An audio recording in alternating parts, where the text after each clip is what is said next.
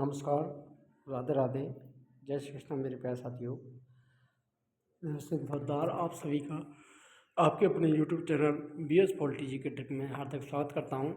मेरे प्यारे साथियों, राजस्थान जीके के आपके top 50 MCQ plus 1 liner question व्याख्यात्मक रूप में आपके लिए लेकर के आए हैं, जो कि आपके लिए RPSC सेकंड ग्रेड चतुश्रेणी कर्मचारी और RPSC कॉम्पिटिशन एग्जाम के लिए इम्पोर्टेंट रहेंगे। ये परीक्षा पर सेकंड ग्रेड और चतुश्रेणी कर्मचारी जो भर्ती परीक्षा उस पर अंतिम प्रहार है। आपके टॉप 50 क्वेश्चन आपको यहाँ पर सीधे के सीधे हूबहू जो बार बार परीक्षा में छपते हैं, इस प्रकार के क्वेश्चन आपके लिए लेकर के आए हैं, जो आपके लिए परीक्षा की दृष्टि से बहुत ही इंपॉर्टेंट रहेंगे। तो देखिए, पहला क्वेश्चन आपका, राजस्थान में नवीनतम जल नीति किस वर्ष लागू की गई थी, ये क्वेश्चन है। राजस्थान की पहली जल नीति कब लागू हुई थी? 2012, 2014, 2015, 2010। तो इसका जो करेक्ट आंसर है वो आपका 2010 राजस्थान की प्रथम नवीनतम जल नीति लागू की गई थी। राजस्थान की जल नीति को 17 फरवरी 2010 को राज्य मंत्रिमंडल के द्वारा अनुमोदित किया गया। ध्यान रखना, डेट भी पूछी जा सकती है, तो 17 फरवरी 2010। नेक्स्ट क्वेश्चन, राजस्थान के 13 नदी बेसिनों में कुल सतही जल की संभाव्यता MAF मिलियन एकड़ फुट कितनी आंकी गई है? 8.42, 11.29, 15.86, 14.51। तो इसका जो करेक्ट आंसर है वो आपका सी वाला 15.86 करेक्ट आंसर रहेगा। व्याख्या देखिए, राजस्थान की खेती योग्य भूमि की लगभग बात करें तो 2.23 करोड़ हेक्टेयर है, परंतु सतही जल संसाधन की कुल क्षमता केवल 15.86 MAF है। अगला क्वेश्चन, भारत की कुल सतही जल संसाधन में राजस्थान का लगभग कितना % हिस्सा है? 1.70, 2.86, 1.16, 1% से भी कम। तो इसका जो राइट आंसर है वो 1.16%। राष्ट्रीय सतही जल क्षमता में राजस्थान के हिस्सा की बात करें तो केवल 1.16% है। राजस्थान के कुल सिंचित क्षेत्र का सर्वाधिक भाग किस स्रोत से सिंचित होता है? तो राजस्थान में सर्वाधिक सिंचाई होती है, किससे होती है? नहर, तालाब, कुएं, नलकूप, झील। तो इसका जो राइट आंसर है, कुएं और नलकूपों में द्वारा राजस्थान में सर्वाधिक सिंचाई होती है। राज्य के 69.39% क्षेत्र में सिंचाई कुएं और नलकूपों के द्वारा की जाती है। कुएं नलकूपों के द्वारा जो सिंचाई अधिकांशतः होती है वो मध्य राजस्थान के अंतर्गत होती है। नेक्स्ट क्वेश्चन, राजस्थान के जिले में कुओं और नलकूपों से सर्वाधिक सिंचाई होती है? गंगानगर, जयपुर, कोटा, उदयपुर। तो ये अभी क्वेश्चन था, तो इसका जो राइट आंसर जयपुर। कुओं नलकूपों से सिंचाई का सबसे अधिक योगदान जयपुर जिले का है। नेक्स्ट, राज्य के सिंचित क्षेत्र का लगभग कितना % हिस्सा नहरों के द्वारा सिंचित होता है? नहरों के द्वारा सिंचाई जो की जाती है वो कितनी है? 49.39%, 28.39%, 0.33%, 10%। तो इसका जो करेक्ट आंसर 28.39% नहरों के द्वारा, 69.39 जो % है वो कुएं नलकूपों के द्वारा होता है, कुएं नलकूप।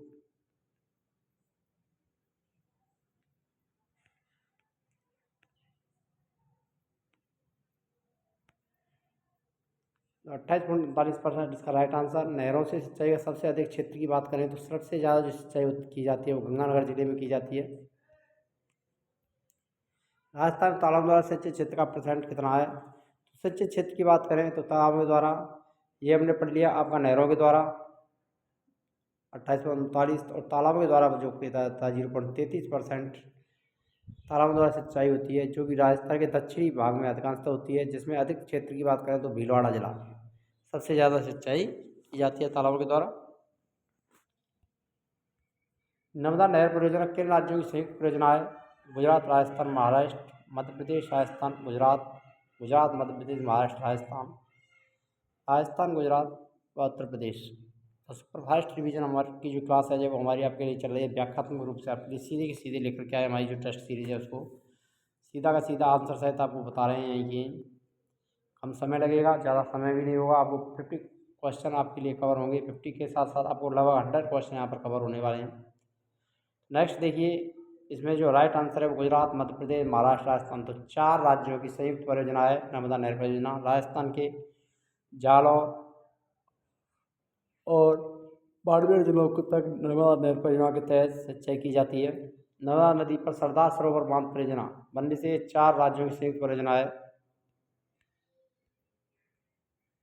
नर्मदा नहर परियोजना के अंतर्गत राजस्थान के किस जिले के 16 गांव को सिंचाई का लाभ प्राप्त हो रहा है? बाड़मेर, जालौर, सिरोही, जैसलमेर। सबसे ज़्यादा सिंचाई हो रही है नर्मदा नहर से वो जालौर जिले में हो रही है। जालौर के 16 गांव और बाड़मेर की घोड़ामलानी तहसील को लाभ मिलता है। तो 2 जिलों में इसके तहत राजस्थान की सिंचाई होती है, बाड़मेर और जालौर। नेक्स्ट क्वेश्चन, नर्मदा जल विवाद प्राधिकरण द्वारा राजस्थान का जल हिस्सा कितने MF तय किया गया था? 0.25 MF, 0.50 MF, 0.75 MF, 1 MF। तो 0.50 MF राजस्थान की कुल केवल 0.50 मिलियन एकड़ फुट जल स्तर का प्रावधान हुआ है नर्मदा नहर प्राधिकरण के तहत। राजस्थान का जो हिस्सा है वो 0.50 मिलियन एकड़ फुट। राजस्थान नर्मदा नहर की कुल लंबाई की बात करें तो कितनी है? राजस्थान नर्मदा नहर की जो लंबाई है वो कितनी है मेरे प्यारे साथियों? तो वो आपकी 74 किलोमीटर। नहर की लंबाई राजस्थान में 74 किलोमीटर है। नर्मदा नहर परियोजना में सिंचाई के लिए कौन सी पद्धति अनिवार्य है? नहर सिंचाई परियोजना, ट्यूबवेल सिंचाई, स्प्रिंकलर, फव्वारा सिंचाई, ड्रिप सिंचाई। तो स्प्रिंकलर फव्वारा सिंचाई राजस्थान की पहली परियोजना है जिसमें केवल स्प्रिंकलर सिंचाई प्रणाली अनिवार्य है। अगला क्वेश्चन, ड्रिप सिंचाई प्रणाली किस देश की देन मानी जाती है? America, Israel, Japan, Bharat. तो इजराइल की है। ड्रिप टपक सिंचाई तकनीक इजराइल से विकसित होकर विश्व भर में लोकप्रिय हुई है। राजस्थान में 31 मार्च 1958 को प्रारंभ हुई परियोजना का प्रारंभिक नाम क्या था? इंदिरा गांधी नहर परियोजना, राजस्थान नहर परियोजना, हरके नहर परियोजना, सतलज व्यास नहर परियोजना। तो राजस्थान नहर परियोजना, इसे प्रारंभ राजस्थान नहर कहा गया, बाद में इसका नाम बदल दिया गया इंदिरा गांधी नहर परियोजना, बाद में इसका नाम कर दिया गया। राजस्थान नहर का नाम परिवर्तित कर इंदिरा गांधी नहर कब रखा गया? मोस्ट इम्पोर्टेंट क्वेश्चन है। तो ये रखा गया था 2 नवंबर 1984 को इसका नाम परिवर्तन करके इंदिरा गांधी नहर परियोजना कर दिया गया प्रधानमंत्री इंदिरा गांधी की स्मृति में। तो कब बदला गया था राजस्थान नहर का नाम? 2 नवंबर 1984। इंदिरा गांधी नहर परियोजना का जल किस बैराज से लिया गया है? Bhakra barrage, Harike barrage, Ganganagar barrage, Pong dam. तो इंदिरा गांधी जो नहर परियोजना है वो कहाँ से निकाली गई है? हरके बांध से निकाली गई है। हरके बैराज सतलज और ब्यास नदियों के संगम पर स्थित है, पंजाब के फिरोजपुर जिले में। मोस्ट इम्पोर्टेंट है। अगला क्वेश्चन, इंदिरा गांधी नहर परियोजना को राजस्थान के किस जिले तक ले जाने का प्रस्ताव है? जैसलमेर, बाड़मेर, गढ़वा रोड, बीकानेर, जोधपुर। तो बाड़मेर के गढ़वा रोड तक प्रस्ताव पारित किया गया है। माही परियोजना किन 2 राज्यों की संयुक्त परियोजना है? तो माही जो परियोजना है तो किन 2 राज्यों की है? तो राजस्थान एवं गुजरात। बी वाला ऑप्शन आपका राइट आंसर रहेगा यहाँ पर। माही नदी पर बनी यह परियोजना राजस्थान गुजरात की संयुक्त परियोजना है। माही नदी का उद्गम MP से होता है, लेकिन इस पर जो परियोजना बनाई गई है वो राजस्थान और मध्य प्रदेश, वो गुजरात की है। यदि अभी तक आपने वीडियो को लाइक नहीं किया तो वीडियो को लाइक करें, शेयर करें और चैनल पर नए हो तो चैनल को सब्सक्राइब करना ना भूलें। यहाँ पर सारी जो क्लासेज और टेस्ट सीरीज आपको निःशुल्क मिलने वाली हैं। और RPSC सेकंड ग्रेड के लिए क्लास आपके लिए बहुत ही इंपॉर्टेंट रहेगी। माही परियोजना में राजस्थान का हिस्सा कितना है? तो माही परियोजना में राजस्थान और गुजरात की संयुक्त परियोजना है जिसमें राजस्थान को 45% भाग राजस्थान का है। माही परियोजना से उत्पन्न होने वाली विद्युत का 100% लाभ किसे प्राप्त होता है? तो विद्युत का 100% जो लाभ है वो राजस्थान को ही प्राप्त होता है। आपके परियोजना से उत्पन्न संपूर्ण विद्युत राजस्थान को मिलती है। माही नदी पर बांसवाड़ा जिले में कौन सा बांध बनाया गया? कड़ाना बांध, माही बजाज सागर बांध, जवाई बांध, गजनेर बांध। तो कौन सा बनाया गया है? माही बजाज सागर बांध बनाया गया है। बी वाला ऑप्शन आपका राइट आंसर रहेगा। बांसवाड़ा जिले के बोरखेड़ा गांव के निकट माही बजाज सागर बांध बनाया गया है। मोस्ट इम्पोर्टेंट, कहाँ पर बनाया गया है? गांव याद रख लेना है, बोरखेड़ा गांव। माही परियोजना के अंतर्गत गुजरात में कौन सा बांध निर्मित है? माही बजाज सागर बांध, जवाई बांध, कड़ाना बांध, पौंग डैम। तो कड़ाना बांध, गुजरात राज्य में कड़ाना बांध का निर्माण किया गया है। मोस्ट इम्पोर्टेंट, कड़ाना बांध कहाँ बनाया गया है? माही नदी पर। कहाँ पर बना है? गुजरात में। माही बजाज सागर बांध जो बना हुआ है राजस्थान बना हुआ है। माही परियोजना का सबसे अधिक लाभ राजस्थान के किस जिले को मिलता है? ये बांसवाड़ा को मिलता है।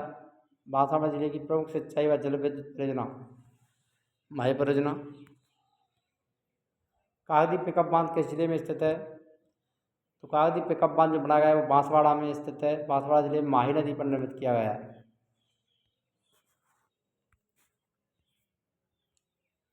माही बजाज सागर बांध से नहरें क्यों नहीं निकाली जा सकती? बांध बहुत छोटा है, नदी का जल पर्याप्त नहीं, आसपास क्षेत्र उबड़ खाबड़ है, विद्युत उत्पादन नहीं होता। तो आसपास का जो क्षेत्र है वो उबड़ खाबड़ है, भूमि असमतल होने के कारण नहरें सीधे बांध से नहीं निकाली जा सकती हैं। माही बजाज सागर बांध से सीधे नहरें निकालने के स्थान पर नहरों का निर्माण किस बांध से किया गया? तो ये कागदी पिकअप बांध। नहरों की सुविधा ये तो माही बजाज सागर बांध से नीचे कागदी पिकअप बांध बनाया गया है जहाँ से नहरें निकाली गई हैं। कागदी पिकअप बांध का मुख्य उद्देश्य क्या है? नहरों के माध्यम से सिंचाई उपलब्ध करवाना। यहाँ से नहरों द्वारा सिंचाई के प्रावधान है, जबकि माही बजाज सागर बांध से विद्युत उत्पादन किया जाता है। आइए बनना राजस्थान में जनजातियों के आंदोलन। Rajasthan board RBSE 9th class का टॉपिक है जनजाति आंदोलन, बहुत ही इंपॉर्टेंट टॉपिक है। मेयरों द्वारा आवाज क्षेत्र किन रियासतों के संयुक्त रूप से अधीन थे? मेवाड़, मारवाड़, अजमेर। मेर विद्रोह कब शुरू हुआ था? 1818। भील विद्रोह के समय उदयपुर का पॉलिटिकल एजेंट कौन था? तो जो भील विद्रोह हुआ था उसके समय उदयपुर के political agent colonel James Tod. Govindgiri कहाँ के मूल निवासी थे? तो बेड़सा गांव, डूंगरपुर। मोस्ट इंपोर्टेंट है, पूछा जाता है गोविंदगिरी का संबंध कहाँ से है? किस गांव के थे? बेड़सा गांव। RPSC सेकेंड ग्रेड के अंतर्गत 2 बार पूछा जा चुका है ये क्वेश्चन। तो गोविंदगिरी का मूल निवास पूछा गया था, तो डूंगरपुर। एक बार पूछा गया था गांव, बेड़सा गांव। नेक्स्ट, गोविंदगिरी किस जाति के थे? ये क्वेश्चन भी बन चुका है और दोबारा भी बनने की संभावना है। बंजारा। गोविंदगिरी के आध्यात्मिक गुरु कौन थे? मोस्ट इंपोर्टेंट है, ये क्वेश्चन बनने वाला है एग्जाम में। साधु राजगिरी। गोविंदगिरी ने भीलों में सामाजिक सुधार हेतु किस पंथ की स्थापना की थी? तो भगत पंथ। गोविंदगिरी की गतिविधियों का केंद्र कौन सा रहा? बिरसा गांव, डूंगरपुर। गोविंदगिरी के नेतृत्व में किस स्थान पर भीलों ने अंग्रेजों का मुकाबला किया? तो मानगढ़ पहाड़ी, मानगढ़ धाम हत्याकांड। कारावास की सजा के बाद किस क्षेत्र में गोविंदगिरी ने अपना अंतिम समय व्यतीत किया? झालोद गांव, पंचमहल जिला, अहमदाबाद बाग। मोतीलाल तेजावत किस जाति के थे? ओसवाल बनिया। ये क्वेश्चन अब बनने लगे, जातियाँ पूछी जाने लगी, ध्यान रखना। मोतीलाल तेजावत किस जाति के थे? ओसवाल बनिया थे। मोतीलाल तेजावत ने किन्हें संगठित किया था? गरासिया भील जनजातियों को। सरकारी नौकरी छोड़कर मोतीलाल तेजावत ने कौन सा व्यवसाय शुरू किया? परचून। मोतीलाल तेजावत ने आदिवासियों के सुधार हेतु किस आंदोलन की शुरुआत की थी? एक ही आंदोलन। किस मेले के माध्यम से मोतीलाल तेजावत ने आदिवासियों में से अपने संबंध मजबूत किए थे? चित्रे विचित्रे। उदयपुर के बाद मोतीलाल तेजावत ने किस क्षेत्र को अपनी कर्मभूमि बनाया? तो सिरोही को बनाया था। मोतीलाल तेजावत को किस रियासत में प्रशासन द्वारा रोका गया व मासिक भत्ता दिया गया था? उदयपुर के द्वारा। 42वीं देवरी रेजिमेंट, 43वीं अनंतपुरा रेजिमेंट के स्थापना मीरा कोर की स्थापना कब की गई थी? Most important question. मीरा कोर की स्थापना कब हुई थी? मीरा कोर 1921। मेरवाड़ा बटालियन का मुख्यालय कहाँ पर स्थित है? ब्यावर में स्थित है। मेवाड़ भील कोर का मुख्यालय कहाँ स्थित है? खैरवाड़ा, उदयपुर। अगर आपको वीडियो अच्छी लगे तो वीडियो लाइक करें, शेयर करें और चैनल पर नए हो तो चैनल को सब्सक्राइब करना ना भूलें। मिलते हैं नेक्स्ट वीडियो में, तब तक के लिए जय हिंद, जय श्री कृष्ण।